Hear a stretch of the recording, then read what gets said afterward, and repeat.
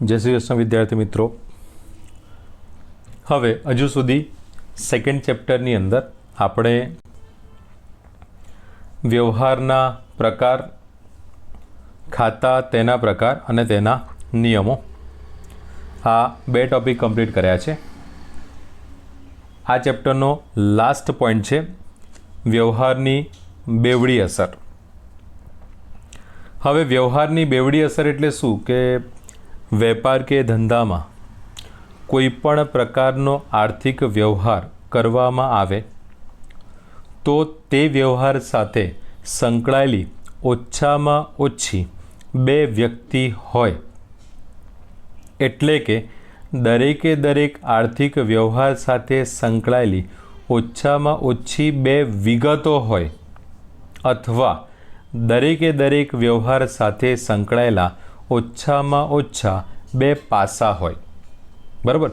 तो वेपार के धंधा में कोईपण आर्थिक व्यवहार करवामां आवशे, वेपार के धंधा में कोईपण आर्थिक व्यवहार करवामां आवशे तो ते आर्थिक व्यवहार साथे संकळायेली ओछामां ओछी बे बाबतो होय छे। एक उदाहरण लीए। फॉर एक्जाम्पल कि मारा कर्मचारी ने हूँ 10,000 रुपयानो पगार चूकवुं छूं तो आ संजोगों में ध्यानथी समझो, आ संजोगों में संकळायेली बे बाबतोनी आपणे वात करीए तो पगारनी चूकवणी करता हूँ तेने रोकड़ेथी पगार चूकवीश तो रोकड़ धंधामांथी जाय छे, आ संकळायेली पहली बाबत कहेवाशे। बीजी बाबत आवशे चूकव्या तो तरत ज क्वेश्चन थशे ने कि भाई चूकव्या तो खरा पण सेना चूकव्या तो आनो आंसर आवे छे पगारना चूकव्या अने पगार ए धंधानो खर्च कहेवाशे जे आपणे खाता अने तेना वर्गीकरणमां समजी चूक्या छीए। बराबर छे। तो आ संजोगोमां आ आर्थिक व्यवहार साथे संकळायेली बे बाबतमां एक तो पगार आवशे जे धंधानो खर्च छे अने बीजुं रोकड़ आवशे जे धंधामांथी जाय छे। तो आ रीते संकळायेली बे बाबतो नक्की करीशुं। तेना आधारे कयुं खातुं उधार थशे के जमा ते कारण सहित आपणे समजीशुं अने छेल्ले आनो जे फाइनल आंसर आवे ए आमनोद कहेवाशे। बराबर छे। એટલે समझो કે આમનોદના ટોપિક માટે આ કન્સેપ્ટ તમને આવડવા ખૂબ જ જરૂરી છે। જો તમે આ જ વસ્તુ થોડું ધ્યાનથી સમજશો તો આના પરથી બી તમને આમનોદ તો આવડી જ જશે। બરાબર છે। પણ આ આમનોદ પહેલાંનું સ્ટેપ છે। बराबर है। समझो कि आमनोदनो इंट्रोडक्शन है। ओके, तो स्टार्ट करिए आजनो टॉपिक। हवे आ दरेके दरेक वस्तु शुरू करता पहला अमुक बेसिक वस्तु जे मारे तमने फरी एकवार समझावी पड़शे। एक्चुअली मोड़े करेली हशे, मारे तमने खाली रिवाइज करावी पड़शे। तो अमुक नियमों आपणे जोई लीए जेने तमारे कम्पलसरी मोड़े करी लेवाना। तो शुरू करिए आजनो टॉपिक। व्यवहारना प्रकार बधाने खबर है कि आर्थिक व्यवहार, बिन आर्थिक आ एवा प्रश्नों छे जे दरेके दरेक व्यवहार में एटले के दरेके दरेक सेंटेन्स ने सॉल्व करवा माटे आपणे करवा ज पड़शे। बधाथी पहला व्यवहारनो प्रकार आर्थिक के बिन आर्थिक क्वेश्चन करवानो, रोकड़ सिलक, बैंक सिलक, माल के मिलकत में फेरफार थाय छे के नहीं। जो रोकड़ सिलक, बैंक सिलक, माल के मिलकत में फेरफार थाय तो व्यवहार आर्थिक कहेवाशे, फेरफार न थाय तो व्यवहार बिन आर्थिक कहेवाशे। जो व्यवहार बिन आर्थिक छे तो आपणुं काम तो त्यां ज पूरुं थई जशे। आपणे लखी नाखीशुं कि बिन आर्थिक व्यवहार होवाथी तेनी पेढीना ચોપડે कोईपण प्रकारनी नोंध थशे नहीं। परंतु जो व्यवहार आर्थिक है तो पछी आपणे कयो क्वेश्चन करवानो, शुं आ व्यवहार रोकड़नो छे, शुं आ व्यवहार उधार के शाकनो छे के पछी आर्थिक तो छे पण रोकड़नोय नथी ने उधार के शाकनोय नथी तो विशेष व्यवहार बनी जशे। हवे आर्थिक व्यवहार आपणे नक्की कर्युं एना पाछळनुं कारण एवुं हशे के कां तो रोकड़ धंधामां आवे छे कां तो जाय छे, कां तो बेंकमां सिलक वधे छे के घटे छे, अथवा तो माल धंधा में आवे छे के जाय छे, अथवा तो मिलकत धंधा में आवे छे के जाय छे। हवे आ बधा प्रश्नों पूछ्या पछी ज एना आंसर नक्की कर्या पछी ज आपणे नक्की कर्युं हशे कि व्यवहार आर्थिक छे के बिन आर्थिक। सो दरेके दरेक सेंटेन्स माटे पहला नंबरनुं स्टेप जे तमारे एकदम परफेक्ट जोई लेवानुं, मोढे करी लेवानुं के व्यवहार आर्थिक छे के बिन आर्थिक। सेना आधारे नक्की करशो રોકડ સિલક, બેંક સિલક, માલ કે મિલકતમાં ફેરફાર થાય તો આર્થિક વ્યવહાર, ફેરફાર ન થાય તો બિનઆર્થિક વ્યવહાર. રોકડ સિલક, બેંક સિલક, માલ કે મિલકતમાં ફેરફાર થાય તો આર્થિક વ્યવહાર, ફેરફાર ન થાય તો બિનઆર્થિક વ્યવહાર. ફેરફાર થાય છે રોકડ સિલક, બેંક સિલક, માલ કે મિલકતમાં તો આર્થિક કહેવાશે. હવે આર્થિકમાં પહેલો ક્વેશ્ચન કરવાનો, શું આ વ્યવહાર રોકડનો છે? એકચ્યુઅલી આર્થિક બિનઆર્થિક નક્કી કરવામાં જ જો તમે થોડી તકેદારી રાખશો તો ત્યાં જ નક્કી થઈ જશે કે આ વ્યવહાર રોકડનો છે, ઉધાર કે શાખનો છે કે વિશેષ. છતાં પણ સમજો કે આપણા સેફ સાઇડ માટે આપણે ફરી એકવાર રોકડ માટે પણ ક્વેશ્ચન કરી લઈશું. તો રોકડનો વ્યવહાર શેના આધારે નક્કી થાય? થોડુંક આપણે ડાયરેક્ટ જઈશું. રોકડ સિલક, બેંક સિલકમાં ફેરફાર થતો હોય તો જ વ્યવહાર રોકડનો કહેવાય. રોકડ સિલક, બેંક સિલકમાં ફેરફાર થતો હોય તો જ વ્યવહાર રોકડનો કહેવાય. એટલે કે કાં તો રોકડ સિલકમાં એકલો જ ફેરફાર થતો હશે, એટલે કે કાં તો રોકડ ધંધામાં આવે છે કે જાય છે, અથવા તો ફક્ત બેંક સિલકમાં ફેરફાર થતો હશે, મીન્સ કે બેંકમાં સિલક વધતી હશે અથવા તો ઘટતી હશે, અથવા તો એવા વ્યવહારો પણ છે કે જેમાં રોકડ સિલકમાં પણ ફેરફાર થાય છે અને બેંક સિલકમાં પણ ફેરફાર થાય છે. પોઈન્ટ આપણો એક જ છે કે રોકડ સિલક, બેંક સિલકમાં ફેરફાર થાય તો વ્યવહાર રોકડનો કહેવાય. રોકડ સિલક, બેંક સિલકમાં ફેરફાર થાય તો વ્યવહાર રોકડનો કહેવાય. આ પહેલો પોઈન્ટ. પછી આર્થિકના વ્યવહારનો બીજો ટોપિક, શું આ વ્યવહાર ઉધાર કે શાખનો છે કે નહીં? જો વ્યવહાર રોકડનો નથી તો બની શકે છે કે વ્યવહાર ઉધાર કે શાખનો હોઈ શકે, વિશેષ પણ હોઈ શકે છે. પણ એક ઓપ્શન આપણી પાસે ઓછું થઈ જાય કે રોકડનો વ્યવહાર નથી તો ઉધાર કે શાખનો કહેવાશે, કાં તો પછી વિશિષ્ટ કહેવાશે.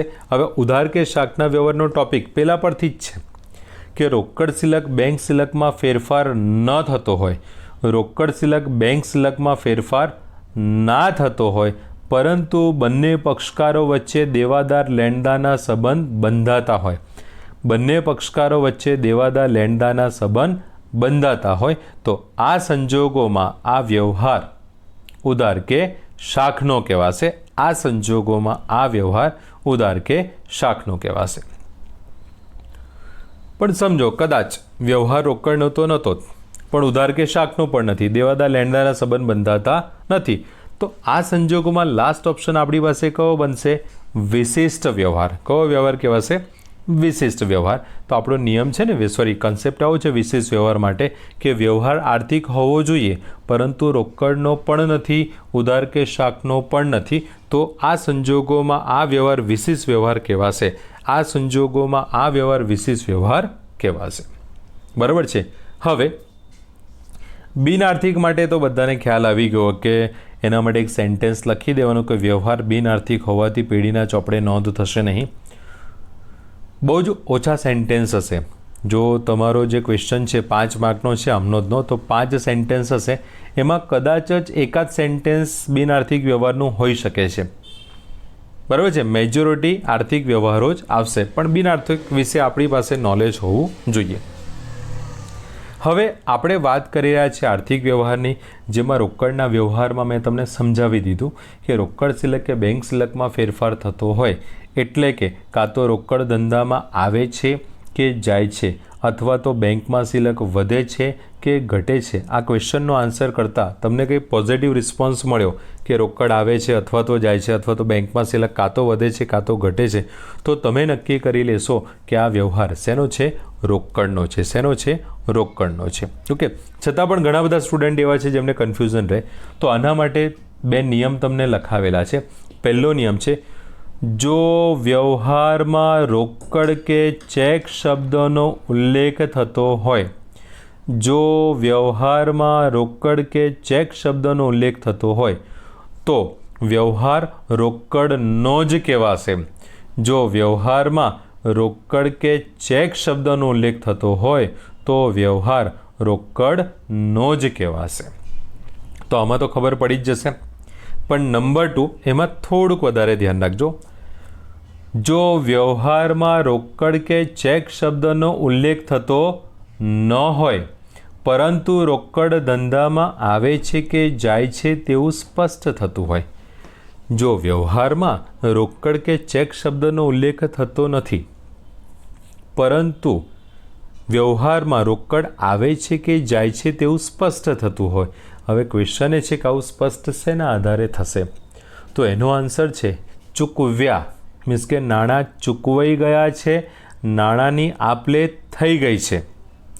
મળ્યા મીન્સ કે નાણાં મળી ગયા છે, નાણાંની આપ-લે થઈ ગઈ છે.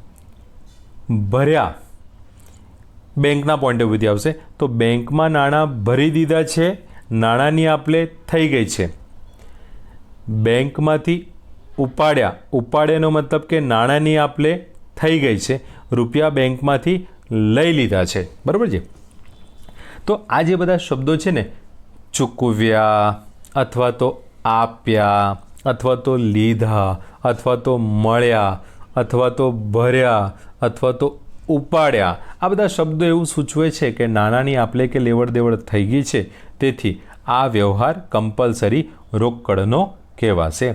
આ વ્યવહાર કમ્પલસરી રોકડનો કહેવાશે. બરાબર છે? તો આજે જે ટૉપિક આપણે જોવાનો છે એ આખો રોકડના વ્યવહાર પર જ બેઝડ છે. તો જે વસ્તુ મેં તમને સમજાવ્યું એ ફરી એકવાર આપણે જોઈ લઈએ અને ધ્યાન રાખજો કે હું ટૉપિક રિપીટેડલી રિવાઇઝ કરી રહ્યો છું એટલે એનું એકચ્યુઅલી કંઈક ને કંઈક એવું બહુ જ મહત્ત્વ હશે કે જેના કારણે વારે ઘડીએ મારે આ વસ્તુ તમને રિવાઇઝ કરીને સમજાવવી પડશે. બરાબર? અને આ લેક્ચર જે તમે જોઈ રહ્યા છો એ જોતાં પહેલાં તમારે કમ્પલસરી કઈ બાબતોનું જેનું તમારી પાસે 100% નહીં 200% નોલેજ હોવું જોઈએ તો એ છે વ્યવહાર અને તેના પ્રકાર, જે તમને કમ્પલસરી ઓળખતા આવડવા જ જોઈએ. થોડો પણ ડાઉટ હોય તો પહેલાં એ રીડ કરી લેજો, એ સોલ્વ કરી લેજો, પછી જ આગળ જજો. સેકન્ડ, ખાતા અને તેનું વર્ગીકરણ તથા તેના નિયમો. ખાતા, તેનું વર્ગીકરણ, તેના નિયમો. ઉદાહરણ 4, 5 અને 6 એકદમ પરફેક્ટ આવડવું જોઈએ, તેના નિયમ પરફેક્ટ આવડવા જોઈએ, પછી જ આ ટૉપિક અથવા તો આ લેક્ચર તમે જોજો. નહીં તો તમને બિલકુલ સમજણ નહીં પડે અને આ વસ્તુ 1000% બાઉન્સ જશે તમને. બરાબર છે? અને હું જે ટૉપિક તમને સમજાવવા જઈ રહ્યો છું એ આમનોદનો જ બેઝ છે. હવે આના પછી સીધું આપણું ચેપ્ટર આમનોદનું જ આવશે. બરાબર? અને આ જે સેન્ટેન્સીસ સોલ્વ કરાવીશ એ જ બેઠા સેન્ટેન્સ આમનોદમાં આવશે. હું તમને આના પરથી આમનોદનો ટૉપિક પણ સમજાવી જ દઈશ જેથી આમનોદમાં થોડી સરળતા રહે. ઓકે, તો સ્ટાર્ટ કરીએ આજનો ટૉપિક. રોકડના વ્યવહાર. જે વ્યવહારમાં પેઢીની રોકડ સિલક કે બેંક સિલકમાં ફેરફાર થતો હોય તેને રોકડનો વ્યવહાર કહેવાય છે.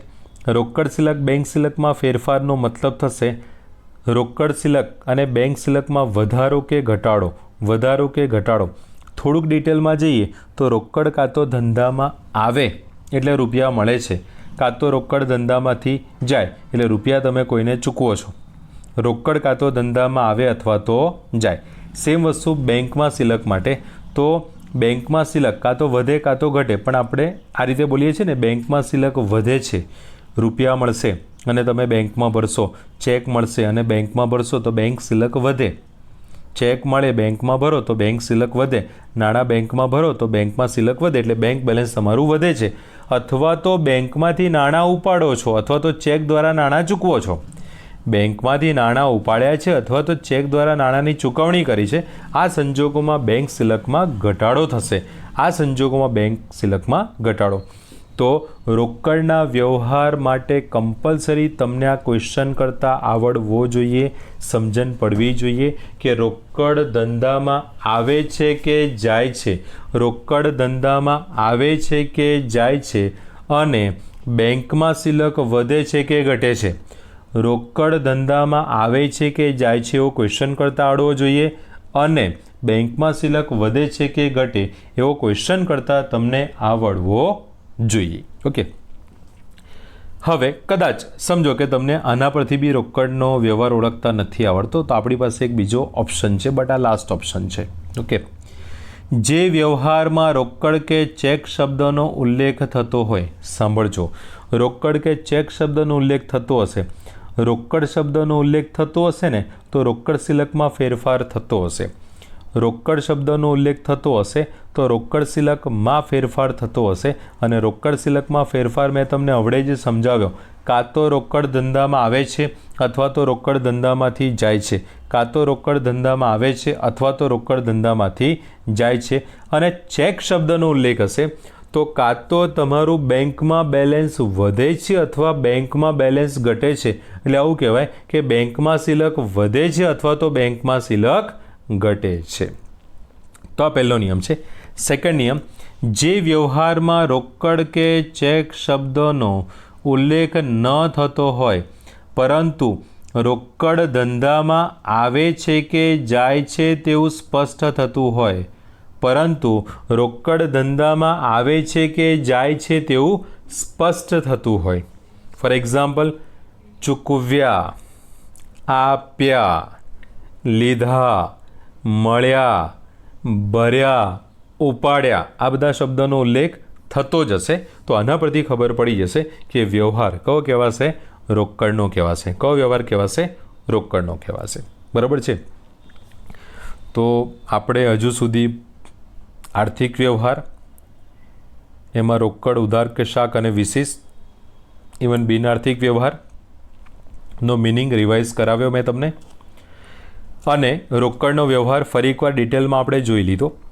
હવે આપણા મેઇન ટૉપિક પર આવીશું. બટ ધ્યાનથી હજુ કહું છું, સાંભળજો કે જો તમને વ્યવહારના પ્રકાર ઓળખતા નથી આવડતા, ખાતા અને તેનું વર્ગીકરણ કરતાં નથી આવડતું, તો આગળના આપણા વિડીયો લેક્ચર જોઈ લેવા, જેથી કરીને વસ્તુ ક્લિયર થાય. એ ક્લિયર કરીને પછી જ હવે જે નિયમ સમજાવવા જઈ રહ્યો છું એના પર આવજો, નહીં તો નહીં જ ખબર પડે તમને.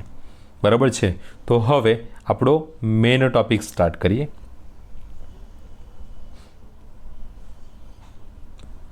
મેઇન પોઈન્ટ છે આપણો વ્યવહાર સાથે સંકળાયેલા ખાતા કઈ રીતે નક્કી કરવાના. હવે જો શબ્દ બોલ્યો ને, સેન્ટેન્સ બોલ્યો, સોરી, કે વ્યવહાર સાથે સંકળાયેલા બે ખાતા એટલે શું? તો મેં તમને સ્ટાર્ટિંગમાં જ કીધું, ધંધાનો કોઈ પણ આર્થિક વ્યવહાર હોય તેની સાથે સંકળાયેલી ઓછામાં ઓછી બે બાબતો હોય, અથવા તો બે પાસા હોય, અથવા તો બે વ્યક્તિઓ હોય ને હોય જ. તો આજે હું બોલ્યો ને કે સંકળાયેલી બે બાબતો હોય એટલે કે બે વિગતો હોય, અથવા તો બે પાસા હોય, અથવા તો બે વ્યક્તિઓ હોય. એના માટે હવે આપણે પ્રોપર જે સેન્ટેન્સ યુઝ કરવાનું છે એ આ છે કે ધંધામાં થયેલ દરેકે દરેક આર્થિક વ્યવહાર સાથે સંકળાયેલા બે ખાતા હોય.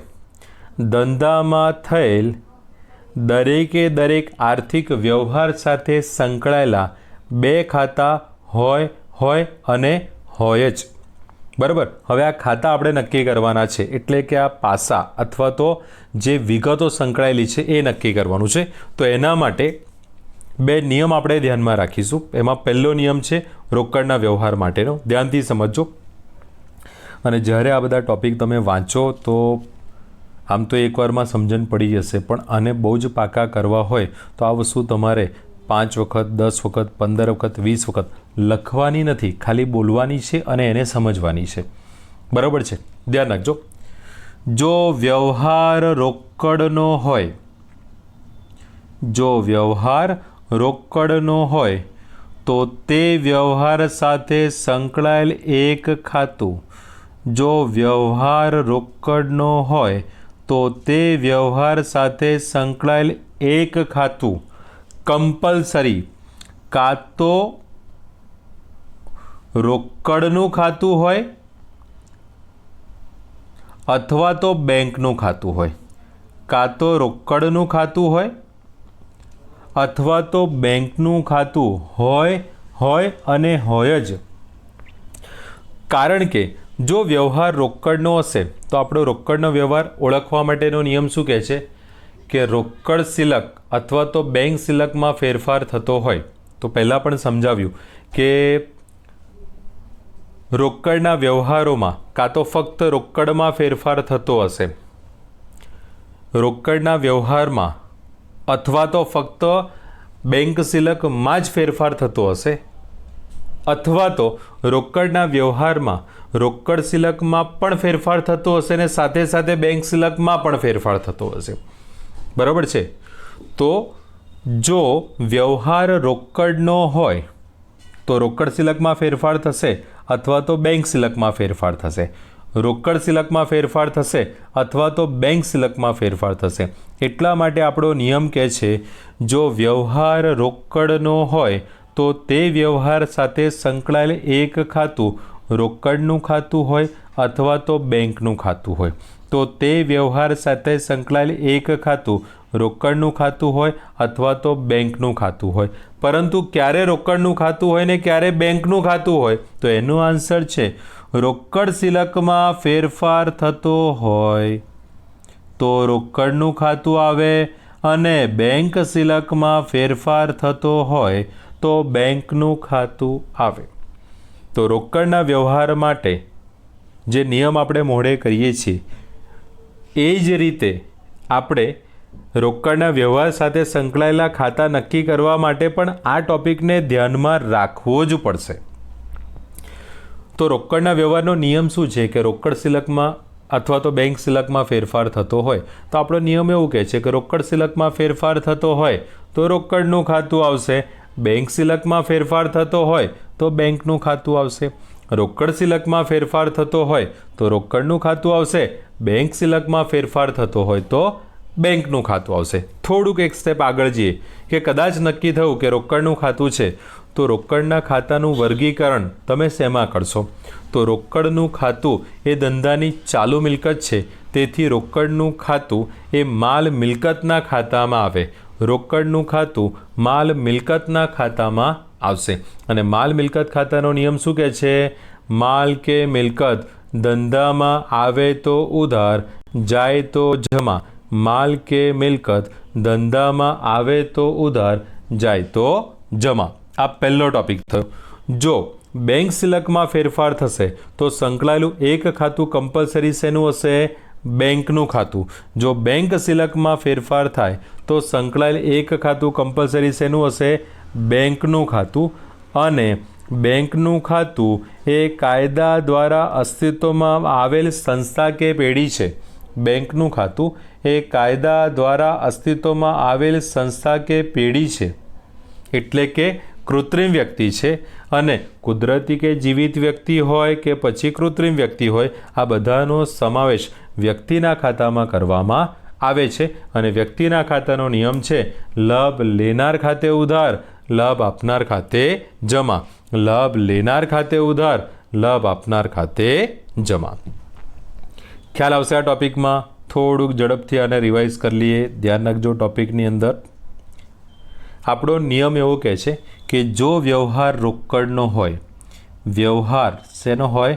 રોકડનો, એટલે કાં તો રોકડ સિલકમાં ફેરફાર થતો હશે ને કાં તો બેંક સિલકમાં ફેરફાર થતો હશે, કાં તો રોકડ સિલકમાં ફેરફાર થતો હશે કાં તો બેંક સિલકમાં ફેરફાર થતો હશે।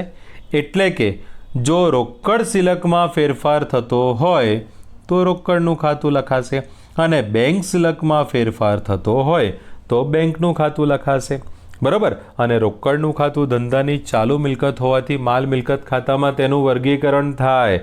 અને માલ મિલકતનો નિયમ છે માલ કે મિલકત ધંધામાં આવે તો ઉધાર જાય તો જમા, માલ કે મિલકત ધંધામાં આવે તો ઉધાર જાય તો જમા।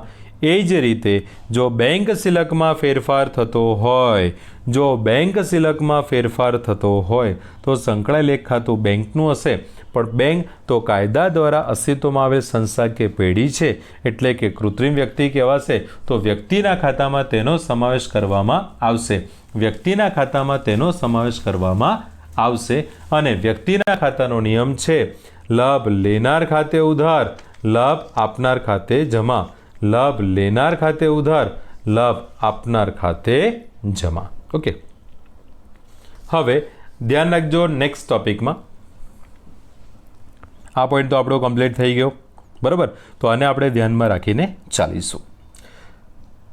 ઉધાર કે શાકના વ્યવહારનો ટોપિક આપણે નેક્સ્ટ લેક્ચરમાં લઈશું। આજે ખાલી આપણે રોકડના વ્યવહારનો રિલેટેડ ટોપિક જ સમજ્યા છીએ, બરાબર છે। તેના અનુસંધાનમાં આપણે 10 સેન્ટેન્સીસ સોલ્વ કરીશું, 5 ખર્ચ અંગેના અને 5 ઉપજ અંગેના। ઓકે,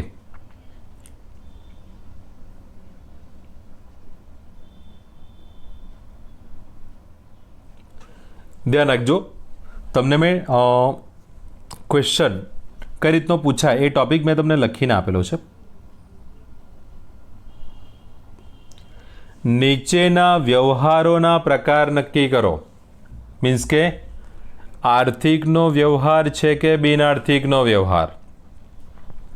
બીજું, બિનઆર્થિક વ્યવહાર હોય તો પેઢીના ચોપડે તેની નોંધ થશે નહીં, પરંતુ જો આર્થિક વ્યવહાર હોય તો તેની નોંધ થશે અને તેના પ્રકાર નક્કી કરવા પડશે. કયા કયા? રોકડનો વ્યવહાર, ઉધાર કે શાકનો વ્યવહાર અથવા તો વિશિષ્ટ વ્યવહાર. તો આ પહેલો ટોપિક છે. નીચેના વ્યવહારોના પ્રકાર નક્કી કરો. તો દરેકે દરેક સેન્ટેન્સમાં તમારે લખવું પડશે આર્થિક કે બિનઆર્થિક. બિનઆર્થિક હશે ત્યાં જ હિસાબ પૂરો થઈ જશે, પરંતુ જો આર્થિક હશે તો આપણો ક્વેશ્ચન હશે રોકડનો વ્યવહાર, ઉધાર કે શાકનો વ્યવહાર કે વિશેષ વ્યવહાર. આ પહેલો ટોપિક કે નીચેના વ્યવહારોના પ્રકાર નક્કી કરો. બરોબર છે. તથા નવો ટોપિક આપણા માટે વ્યવહાર સાથે સંકળાયેલા ખાતા નક્કી કરો. વ્યવહાર સાથે સંકળાયેલા ખાતા નક્કી કરો. હવડે સમજાવ્યું મેં તમને કે દરેકે દરેક વ્યવહાર સાથે સંકળાયેલ ઓછામાં ઓછી બે બાબતો હોય તો આને આવું પણ બોલી શકાય. દરેકે દરેક વ્યવહાર સાથે સંકળાયેલા ઓછામાં ઓછા બે ખાતા હોય. દરેકે દરેક વ્યવહાર સાથે સંકળાયેલા ઓછામાં ઓછા બે ખાતા હોય તો એ ખાતા નક્કી કરીશું. અને ખાતાના પ્રકાર મીન્સ કે વ્યક્તિના ખાતામાં વર્ગીકરણ થશે, માલ મિલકતના ખાતામાં કે પછી ઉપજ ખર્ચના ખાતામાં. અને ખાતું ઉધાર થશે કે જમા તે કારણ સહિત જણાવો. ખાતું ઉધાર થશે કે જમા તે કારણ સહિત જણાવો. એનો મતલબ કે જે પણ સંકળાયેલી બાબતો એટલે કે ખાતા નક્કી કરીએ છીએ તેને આમનોંધ નોંધતી વખતે આપણે ઉધાર કરવાનું છે કે જમા કરવાનું છે. કારણ કે દરેકે દરેક ખાતાની બે બાજુ હોય. ડાબી બાજુ એટલે ઉધાર બાજુ અને જમણી બાજુ એટલે જમા બાજુ. ડાબી બાજુ એટલે ઉધાર બાજુ અને જમણી બાજુ એટલે જમા બાજુ. તો આ રીતે નક્કી કરવાનું રહેશે. આખા ક્વેશ્ચનની અંદર તમારું સમજો કે આમનોંધ નક્કી કરવા માટેનો બધા જ કન્સેપ્ટ આની અંદર સમાયેલા છે. બરાબર છે. આમનોંધ તમે આના પરથી જ બનાવી શકશો. ઓકે, તો સ્ટાર્ટ કરીએ સેન્ટેન્સીસ. હવે 5 સેન્ટેન્સ એક જ સરખા છે. ધ્યાનથી સમજો, 5 સેન્ટેન્સ એક જ સરખા છે. બરાબર છે. તો આપણે 5ને પેરમાં સમજીશું. બરાબર છે. ધ્યાનથી સમજો. 5000 પગારના ચૂકવ્યા,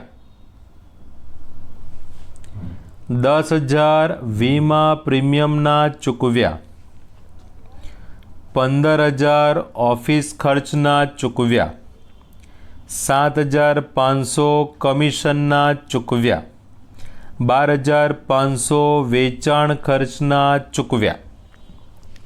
પ્રેક્ટિસ માટે છે આ સેન્ટેન્સ, એટલે કોમન ટોપિક આપણે સમજી લઈએ. તો 5 સેન્ટેન્સનો કોમન ટોપિક છે કે 5,000 ચૂકવ્યા, 10,000 ચૂકવ્યા, 15,000 ચૂકવ્યા, 7,500 ચૂકવ્યા, 12,500 ચૂકવ્યા.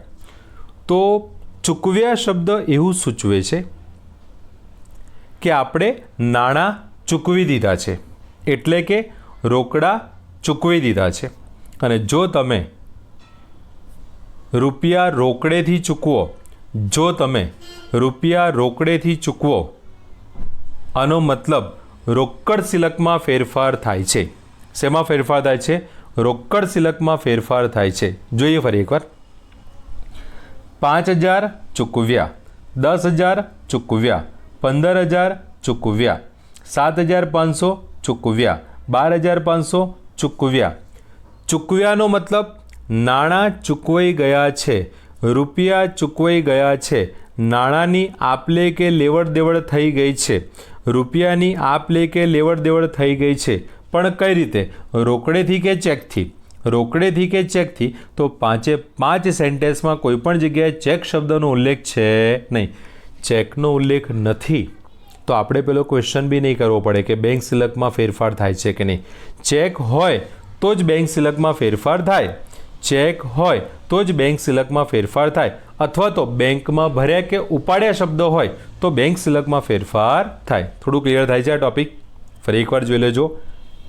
5,000 ચૂકવ્યા, 10,000 ચૂકવ્યા, 15,000 ચૂકવ્યા, 7,500 ચૂકવ્યા, 12,500 ચૂકવ્યા. તો ચૂકવ્યા શબ્દ સૂચવે છે કે નાણાંની એટલે કે રોકડની આપલે થઈ ગઈ છે.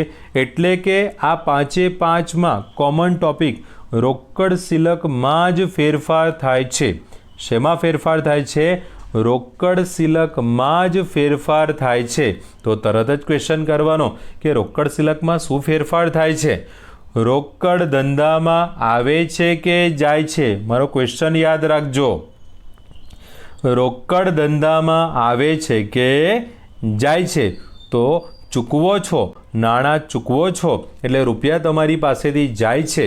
તો આવું કહી શકાય કે પગારના ચૂકવ્યા, રોકડ ધંધામાંથી જાય છે. વીમા પ્રીમિયમના ચૂકવ્યા, રોકડ ધંધામાંથી જાય છે. ઓફિસ ખર્ચના ચૂકવ્યા, રોકડ ધંધામાંથી જાય છે. કમિશનના ચૂકવ્યા, રોકડ ધંધામાંથી જાય છે. વેચાણ ખર્ચના ચૂકવ્યા, રોકડ ધંધામાંથી જાય છે. એટલે કે આ 5/5 વ્યવહારમાં નાણાંની ચૂકવણી આપણે રોકડેથી કરી છે, અને રોકડેથી નાણાં ચૂકવો તો રોકડ ધંધામાંથી જાય. રોકડેથી નાણાં ચૂકવો તો રોકડ ધંધામાંથી જાય છે. ખ્યાલ આવશે? આ પહેલો ટોપિક બરાબર છે. હજુ આપણે નક્કી નથી કર્યું આર્થિક, બિન આર્થિક, આર્થિકમાં રોકડનો વ્યવહાર છે, ઉધાર કે શાકનો છે કે પછી વિશિષ્ટનો વ્યવહાર છે. બરાબર. હવે ખાલી એક ટોપિક જ આપણે સમજ્યા કે ચૂકવ્યા શબ્દ એવું સૂચવે છે કે નાણાંની આપલે કે લેવડ દેવડ થઈ ગઈ છે, રોકડની ચૂકવણી થઈ ગઈ છે અને રોકડ ધંધામાંથી જાય છે. રોકડ ધંધામાંથી જાય છે. બરાબર. હવે મેઇન ટોપિક વ્યવહાર આર્થિક છે કે બિન આર્થિક? તો આર્થિક બિન આર્થિક માટેનો આપણો નિયમ શું કહે છે? રોકડ સિલક, બેંક સિલક, માલ કે મિલકતમાં ફેરફાર થાય તો આર્થિક વ્યવહાર, ફેરફાર ન થાય તો બિન આર્થિક વ્યવહાર. રોકડ સિલક, બેંક સિલક, માલ કે મિલકતમાં ફેરફાર થાય તો આર્થિક વ્યવહાર, ફેરફાર ન થાય તો બિન આર્થિક વ્યવહાર. હવે આ 5/5 સેન્ટેન્સ તમે 5 વખત વાંચશો તો પણ તમને સેન્ટેન્સ વાંચીને ખબર પડી જશે કે આ વ્યવહારમાં રોકડ સિલક, બેંક સિલક, માલ કે મિલકત આ 4/4માંથી શેમાં ફેરફાર થાય છે? તો આ વ્યવહારમાં ચેકનો ઉલ્લેખ નથી તો બેંક સિલકમાં ફેરફાર ના થાય. માલનો ઉલ્લેખ નથી તો માલમાં ફેરફાર ન થાય. અને મિલકતનો ઉલ્લેખ નથી એટલે કે સ્થિર મિલકતનો ઉલ્લેખ નથી તો મિલકતોમાં પણ ફેરફાર થતો નથી. એકચ્યુઅલી રોકડની આપણે વાત કરી રહ્યા છીએ. બેઝિકલી રોકડ પણ તમારી ચાલુ મિલકત જ કહેવાય છે. તો આપણે બંનેમાંથી કોઈ પણ ઓપ્શનથી શીખી શકીશું, પણ આપણે રોકડને પ્રાયોરિટી આપીએ છીએ. રોકડ પરથી શીખીએ છીએ આપણે. બરાબર છે. તો સમજો કે આ વ્યવહારમાં બેંક સિલક, માલ કે મિલકતમાં કોઈ ફેરફાર ન થતો, ફક્ત રોકડ સિલકમાં ફેરફાર થાય છે. અને રોકડ સિલકમાં પણ શું ફેરફાર થાય છે? રોકડ ધંધામાંથી જાય છે. અને રોકડ ધંધામાંથી જાય છે, રોકડ સિલકમાં ફેરફાર થાય છે. અને જે લોકો પાસે પ્રોપર નોલેજ છે એ લોકો એવું પણ કહી શકે છે કે સર મિલકતમાં બી ફેરફાર થાય છે, કારણ કે રોકડ ધંધાની ચાલુ મિલકત કહેવાશે. પણ હું સ્ટાર્ટિંગમાં બંને વસ્તુ સાથે લઈશ તો થોડું કન્ફ્યુઝન તમારું વધશે. તો થોડું ઇઝી કરવા માટે આપણે રોકડને જ લઈશું ધ્યાનમાં. બરાબર છે. તો દરેકમાં રોકડ સિલકમાં ફેરફાર થાય છે. સાંભળજો, રોકડ સિલકમાં ફેરફાર થતો હોવાથી આર્થિક વ્યવહાર અને રોકડ સિલકમાં ફેરફાર થતો હોવાથી રોકડ વ્યવહાર કહેવાશે. સેકન્ડ સેન્ટેન્સ, રોકડ સિલકમાં ફેરફાર થતો હોવાથી આર્થિક વ્યવહાર અને રોકડ સિલકમાં ફેરફાર થતો હોવાથી રોકડ વ્યવહાર કહેવાશે. ત્રીજું સેન્ટેન્સ, રોકડ સિલકમાં ફેરફાર થતો હોવાથી આર્થિક વ્યવહાર અને રોકડ સિલકમાં ફેરફાર થતો હોવાથી રોકડ વ્યવહાર કહેવાશે. ચોથું સેન્ટેન્સ, રોકડ સિલકમાં ફેરફાર થતો હોવાથી આર્થિક વ્યવહાર અને રોકડ સિલકમાં ફેરફાર થતો હોવાથી રોકડ વ્યવહાર કહેવાશે. પાંચમું સેન્ટેન્સ, રોકડ સિલકમાં ફેરફાર થતો હોવાથી આર્થિક વ્યવહાર કહેવાશે અને રોકડ સિલકમાં ફેરફાર થતો હોવાથી રોકડ વ્યવહાર કહેવાશે. ચલો ખ્યાલ આવશે આ ટોપિકની અંદર. તો બધાથી પહેલો પોઈન્ટ, વ્યવહારનો પ્રકાર આર્થિક કે બિનઆર્થિક, અને જો તમે આર્થિક ધ્યાનથી નક્કી કરશો તો રોકડ, ઉધાર, શાક કે વિશેષ માટે જનરલી બહુ ક્વેશ્ચન કરવા પડશે નહીં. પણ હું તમને એક્સપ્લેનેશન આપી દઉં. આર્થિક વ્યવહાર એટલા માટે છે કે આ વ્યવહારમાં ધંધાની રોકડ સિલક એટલે કે ચાલુ મિલકતમાં ફેરફાર થાય છે. શું ફેરફાર થાય છે? રોકડ ધંધામાંથી જાય છે. આ નક્કી કરવું જરૂરી છે. તો વ્યવહાર આર્થિક છે. હવે શું આ વ્યવહાર રોકડનો છે? તો હા. કેમ? તો બી એ જ આન્સર. આ વ્યવહારમાં ધંધાની રોકડ સિલકમાં ફેરફાર થાય છે અને ક્વેશ્ચન કરવાનો શું ફેરફાર થાય છે? રોકડ સિલકમાં ફેરફાર થાય છે પણ ક્વેશ્ચન કરવાનો શું ફેરફાર થાય છે? તો રોકડ ધંધામાંથી જાય છે. રોકડ ધંધામાંથી જાય છે. ઓકે, આ તમારો પહેલો પોઈન્ટ થયો. હવે થોડીક મહેનત આપણે અહીંયા વધી જશે. જો વ્યવહાર રોકડનો હોય તો સંકળાયેલ એક ખાતું રોકડનું ખાતું આવે. રોકડ સિલકમાં ફેરફાર થાય તો રોકડ ખાતું, બેંક સિલકમાં ફેરફાર થાય તો બેંકનું ખાતું. આ વ્યવહારમાં રોકડમાં ફેરફાર થાય છે એટલે સંકળાયેલ એક ખાતું રોકડનું ખાતું, જે માલ મિલકતનું ખાતું કહેવાશે. ફરી એકવાર સાંભળજો.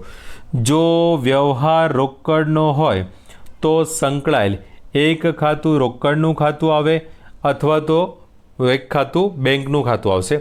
રોકડ સિલકમાં ફેરફાર થાય તો રોકડનું ખાતું, બેંક સિલકમાં ફેરફાર થાય તો બેંકનું ખાતું. આ વ્યવહારમાં રોકડ સિલકમાં ફેરફાર થતો હોવાથી રોકડનું ખાતું આવશે, જે માલ મિલકતનું ખાતું કહેવાય. ફરી એકવાર, જો વ્યવહાર રોકડનો હોય તો સંકળાયેલ એક ખાતું રોકડનું ખાતું આવે અથવા તો બેંકનું ખાતું આવે. રોકડ સિલકમાં ફેરફાર થાય તો રોકડ ખાતું, બેંક સિલકમાં ફેરફાર થાય તો બેંકનું ખાતું. આ વ્યવહારમાં રોકડ સિલકમાં ફેરફાર થતો હોવાથી રોકડ ખાતું આવશે, જેનો સમાવેશ આપણે માલ મિલકતના ખાતામાં કરીએ છીએ. બરાબર છે? ફરી એકવાર, જો વ્યવહાર રોકડનો હોય તો તે વ્યવહાર સાથે સંકળાયેલ એક ખાતું રોકડનું ખાતું અથવા તો બેંકનું ખાતું આવે. રોકડ સિલકમાં ફેરફાર થાય તો રોકડ ખાતું, બેંક સિલકમાં ફેરફાર થાય તો બેંકનું ખાતું. અને આ વ્યવહારમાં રોકડ સિલકમાં ફેરફાર થતો હોવાથી રોકડનું ખાતું આવશે, જેનો સમાવેશ આપણે માલ મિલકતના ખાતામાં કરીએ છીએ. અને પાંચમા સેન્ટેન્સ માટે, જો વ્યવહાર રોકડનો હોય તો સંકળાયેલ એક ખાતું રોકડનું ખાતું આવે અથવા તો બેંકનું ખાતું આવે. રોકડ સિલકમાં ફેરફાર થાય તો રોકડ ખાતું અને બેંક સિલકમાં ફેરફાર થાય તો બેંકનું ખાતું. આ વ્યવહારમાં રોકડ સિલકમાં ફેરફાર થતો હોવાથી સંકળાયેલ એક ખાતું રોકડ ખાતું જ આવશે, જેનો સમાવેશ આપણે માલ મિલકત ખાતામાં કરવાનો રહેશે. ખ્યાલ આવશે આ પહેલા ટોપિકની અંદર. ઓકે, દરેકમાં આપણે સંકળાયેલ એક ખાતું તો નક્કી કરી લીધું કે રોકડ ખાતું છે. ક્વેશ્ચન એ છે કે સંકળાયેલી બીજી બાબત એટલે કે બીજું ખાતું કયું આવશે? સંકળાયેલી બીજી બાબત એટલે કે બીજું ખાતું કયું આવશે? તો એના માટે નિયમ ધ્યાન રાખજો અથવા તો આ પોઈન્ટને ધ્યાન રાખજો. કયો પોઈન્ટ? જો વ્યવહારમાં લખીને આપ્યું એક ચૂકવ્યા તો ક્વેશ્ચન કરો શેના ચૂકવ્યા. ચૂકવ્યા શબ્દ આપ્યો હોય તો ક્વેશ્ચન કરો શેના ચૂકવ્યા. તમને સંકળાયેલું બીજું ખાતું મળી જશે. કારણ કે ચૂકવણી કરો છો તો કોઈ લાભ કે સેવા મેળવી હશે એના બદલામાં જ ચૂકવણી કરશો, અને લાભ કે સેવા મેળવવા માટે ચૂકવવી પડતી રકમ એ ધંધાનો ખર્ચ કહેવાય. લાભ કે સેવા મેળવવા માટે ચૂકવવી પડતી રકમ ધંધાનો ખર્ચ કહેવાય અને ખર્ચ ઉપજ ખર્ચ ખાતામાં આવે. ખર્ચ ઉપજ ખર્ચ ખાતામાં આવે. બરાબર છે? જોઈએ આપણે ટોપિક. ચૂકવ્યા, પહેલું સેન્ટેન્સ ચૂકવ્યા. ક્વેશ્ચન કરો શેના ચૂકવ્યા. આન્સર આવશે પગારના, તો પગારનું ખાતું, ઉપજ ખર્ચ ખાતું. બીજું સેન્ટેન્સ ચૂકવ્યા. ક્વેશ્ચન કરો શેના ચૂકવ્યા. આન્સર આવશે વીમા પ્રીમિયમના, તો વીમા પ્રીમિયમનું ખાતું અને ચૂકવો છે એટલે ધંધાનો ખર્ચ ઉપજ ખર્ચ ખાતામાં આવશે. ફરી એકવાર ચૂકવ્યા. ક્વેશ્ચન કરો શેના ચૂકવ્યા. આન્સર આવશે ઓફિસ ખર્ચના, તો ઓફિસ ખર્ચનું ખાતું અને ચૂકવો છે એટલે ધંધાનો ખર્ચ કહેવાશે, જેથી સમાવેશ કરીશું આપણે ઉપજ ખર્ચના ખાતામાં. નેક્સ્ટ સેન્ટેન્સ ચૂકવ્યા, ક્વેશ્ચન કરો શેના ચૂકવ્યા, આન્સર આવશે કમિશનના. તો કમિશન ચૂકવો છો ધંધાનો ખર્ચ કહેવાશે, એટલે કમિશન ખાતું આવશે જેનું વર્ગીકરણ ઉપજ ખર્ચ ખાતામાં થશે. એન્ડ પાંચમું સેન્ટેન્સ, ચૂકવ્યા, ક્વેશ્ચન કરો શેના ચૂકવ્યા, આન્સર આવે છે વેચાણ ખર્ચના ચૂકવ્યા. તો વેચાણ ખર્ચનું ખાતું આવશે અને ધંધાનો ખર્ચ હોવાથી તેનો સમાવેશ થશે ઉપજ ખર્ચ ખાતાની અંદર. બરાબર છે. તો પાંચે પાંચનો કોમન ટોપિક ચૂકવ્યા શબ્દનો ઉલ્લેખ હોવાથી આપણે ક્વેશ્ચન કરો શેના ચૂકવ્યા, તો પહેલામાં આન્સર આવ્યો પગાર, તો પગાર ધંધાનો ખર્ચ ઉપજ ખર્ચ ખાતું. બીજામાં વીમા પ્રીમિયમ ખર્ચ ઉપજ ખર્ચ ખાતું. ત્રીજામાં ઓફિસ ખર્ચ ખર્ચ ઉપજ ખર્ચ ખાતું. ચોથામાં કમિશન ખર્ચ ઉપજ ખર્ચ ખાતું. પાંચમામાં વેચાણ ખર્ચ ખર્ચ એટલે ઉપજ ખર્ચ ખાતું આવશે. તો અહીંયા સુધી આપણું 50% કામ પતી ગયું કે વ્યવહાર સાથે સંકળાયેલા ખાતા કયા કયા. તો પહેલા સેન્ટેન્સમાં રોકડનું ખાતું જે માલ મિલકતનું ખાતું કહેવાશે, પગારનું ખાતું ઉપજ ખર્ચનું ખાતું સેમ ટોપિક. બીજા સેન્ટેન્સમાં રોકડનું ખાતું માલ મિલકતનું ખાતું, વીમા પ્રીમિયમનું ખાતું ઉપજ ખર્ચનું ખાતું. ત્રીજા સેન્ટેન્સમાં રોકડ ખાતું માલ મિલકતનું ખાતું, ઓફિસ ખર્ચનું ખાતું ઉપજ ખર્ચ ખાતું. ચોથા સેન્ટેન્સમાં રોકડ ખાતું માલ મિલકત ખાતું, કમિશનનું ખાતું ઉપજ ખર્ચ ખાતું. પાંચમા સેન્ટેન્સમાં પ્રથમ ખાતું રોકડ ખાતું માલ મિલકત ખાતું અને બીજું ખાતું વેચાણ ખર્ચનું ખાતું ઉપજ ખર્ચ ખાતું. તો આપણે ક્યાં સુધી પહોંચ્યા, તો વ્યવહારનો પ્રકાર નક્કી કર્યો, પછી વ્યવહાર સાથે સંકળાયેલા બે ખાતા નક્કી કર્યા અને તેનો પ્રકાર પણ નક્કી કરી લીધો. હવે ક્વેશ્ચન એ થશે કે કયું ખાતું ઉધાર થશે ને જમા, કયું ખાતું ઉધાર થશે ને જમા. જો એ સમજણ પડી ગઈ તો તમારી આમનોંધ પતી ગઈ. ઓકે, તો ધ્યાન રાખજો આપણા ટોપિકની અંદર કઈ રીતે ક્વેશ્ચન કરવાનો, ટેકનિક સમજી લેજો. રોકડનું ખાતું પહેલા સેન્ટેન્સમાં, રોકડનું ખાતું એટલે માલ મિલકતનું ખાતું. સાંભળજો, રોકડનું ખાતું એટલે કયું ખાતું, માલ મિલકતનું ખાતું. બરાબર છે. માલ મિલકતનો નિયમ શું કહે છે, આવે તો ઉધાર જાય તો જમા, આવે તો ઉધાર જાય તો જમા. એ નિયમની આગળ રોકડ લગાવી દો, ધ્યાનથી સાંભળજો. આવે તો ઉધાર જાય તો જમા, તો નિયમ બનશે રોકડ ધંધામાં આવે તો ઉધાર, રોકડ ધંધામાંથી જાય તો જમા. ફરીથી સાંભળજો, માલ મિલકતનો નિયમ શું કહે છે, ધંધામાં આવે તો ઉધાર, ધંધામાંથી જાય તો જમા, એટલે આવે તો ઉધાર જાય તો જમા. આપણે આ નિયમ કોના માટે એપ્લાય કરીએ છીએ, રોકડ માટે. તો આગળ પહેલાં રોકડ બોલવાનું જેથી બહુ જ ઇઝીલી આન્સર નક્કી થાય. રોકડ ધંધામાં આવે તો ઉધાર, રોકડ ધંધામાંથી જાય તો જમા. અને તમને સ્ટાર્ટિંગમાં જ ખબર પડી ગઈ હતી કે રોકડ ધંધામાં આવે છે કે જાય છે, તો ચૂકવો છો એટલે રોકડ ધંધામાંથી જાય છે અને આપણો નિયમ કહે છે રોકડ ધંધામાંથી જાય તો જમા થાય. ફરી એકવાર સેકન્ડ સેન્ટેન્સમાં, રોકડનું ખાતું માલ મિલકત ખાતું. આપણો નિયમ શું છે, માલ કે મિલકત ધંધામાં આવે તો ઉધાર જાય તો જમા, ધંધામાં આવે તો ઉધાર જાય તો જમા. આ નિયમ કોના માટે બોલો છો, રોકડ માટે. જેના માટે બોલતા હોય ને એને આગળ એડ કરી દેવાનું. તો નિયમ આવો બનશે, રોકડ ધંધામાં આવે તો ઉધાર, રોકડ ધંધામાંથી જાય તો જમા, રોકડ ધંધામાં આવે તો ઉધાર, રોકડ ધંધામાંથી જાય તો જમા. હવે ચૂકવો છો તો પહેલાં જ નક્કી કરી લીધું કે આ વ્યવહારમાં નાણાં ચૂકવો તો રોકડ ધંધામાંથી જાય, જાય તો જમા. ચેક કરી લેજો, રોકડ ધંધામાંથી જાય છે જમા. ચાલો ધ્યાન રાખજો. ત્રીજા સેન્ટેન્સમાં, રોકડનું ખાતું માલ મિલકત ખાતું. માલ મિલકતનો નિયમ શું છે, માલ કે મિલકત ધંધામાં આવે તો ઉધાર જાય તો જમા. આ નિયમ આપણે કોના માટે બોલવાનો છે, રોકડ માટે. તો હું રોકડને આગળ એડ કરી દઉં. મારો નિયમ બનશે રોકડ ધંધામાં આવે તો ઉધાર, રોકડ ધંધામાંથી જાય તો જમા, રોકડ ધંધામાં આવે તો ઉધાર, રોકડ ધંધામાંથી જાય તો જમા. સ્ટાર્ટિંગમાં નક્કી કર્યું ચૂકવો છો એટલે રોકડ ધંધામાંથી જાય છે અને આપણો નિયમ કહે છે રોકડ ધંધામાંથી જાય તો જમા, રોકડ ધંધામાંથી જાય તો જમા. એના પછી ચોથું સેન્ટેન્સ, રોકડનું ખાતું માલ મિલકતનું ખાતું. નક્કી કરવું પડશે ને ઉધાર કે જમા. તો માલ મિલકતનો નિયમ શું છે, માલ કે મિલકત ધંધામાં આવે તો ઉધાર જાય તો જમા, માલ કે મિલકત ધંધામાં આવે તો ઉધાર જાય તો જમા. મારે આ ક્વેશ્ચન કોના માટે કરવાનો છે, રોકડ માટે. તો આપણો નિયમ શું બનશે, રોકડ ધંધામાં આવે તો ઉધાર, રોકડ ધંધામાંથી જાય તો જમા. હું 2 વાર બોલું છું, તમારે 5 વાર બોલવાનું, કારણ કે તમારે મોડે કરવાનું છે. રોકડ ધંધામાં આવે તો ઉધાર, રોકડ ધંધામાંથી જાય તો જમા. હવે આ વ્યવહારમાં શું થાય છે? રોકડ ધંધામાંથી જાય તો જમા. 5મું સેન્ટેન્સ, રોકડનું ખાતું માલ મિલકતનું ખાતું. માલ મિલકતનો નિયમ આપણો શું કહે છે? માલ કે મિલકત ધંધામાં આવે તો ઉધાર, જાય તો જમા. માલ કે મિલકત ધંધામાં આવે તો ઉધાર, જાય તો જમા. આ વ્યવહારમાં રોકડ માટે આપણે નક્કી કરવાનું છે આન્સર. તો રોકડ ધંધામાં આવે તો ઉધાર, રોકડ ધંધામાંથી જાય તો જમા. રોકડ ધંધામાં આવે તો ઉધાર, રોકડ ધંધામાંથી જાય તો જમા. અને આ વ્યવહારમાં રોકડ ધંધામાંથી જાય છે અને આપણો નિયમ શું કહે છે? રોકડ ધંધામાંથી જાય તો જમા. તો 5-5નો કોમન ટોપિક બની ગયો. એટલે ધ્યાનથી સાંભળી લો, 5-5 સેન્ટેન્સમાં આપણે કન્ક્લુઝન શું નીકાળી શકીએ. આ 5 સેન્ટેન્સમાં જે તમે રોકડ માટે મહેનત કરો છો એ તમને તમારી લાઈફમાં જ્યાં સુધી આમનોદ આવશે ત્યાં સુધી કામ લાગશે. અને આપણો નિયમ બધાથી ઇઝી અને રોકડ માટેનો સ્પેશિયલ નિયમ બની જશે. તો હવે આગળના કોઈ પણ દાખલામાં એટલે કે સેન્ટેન્સમાં જ્યારે પણ રોકડ આવે ને તો તમારે ડાયરેક્ટ આવી આદત પાડી લેવાની. શું બોલવાનું? રોકડ ધંધામાં આવે તો ઉધાર, રોકડ ધંધામાંથી જાય તો જમા. રોકડ ધંધામાં આવે તો ઉધાર, રોકડ ધંધામાંથી જાય તો જમા. રોકડ ધંધામાં આવે તો ઉધાર, રોકડ ધંધામાંથી જાય તો જમા. રોકડ ધંધામાં આવે તો ઉધાર, રોકડ ધંધામાંથી જાય તો જમા. Last time બોલીશું.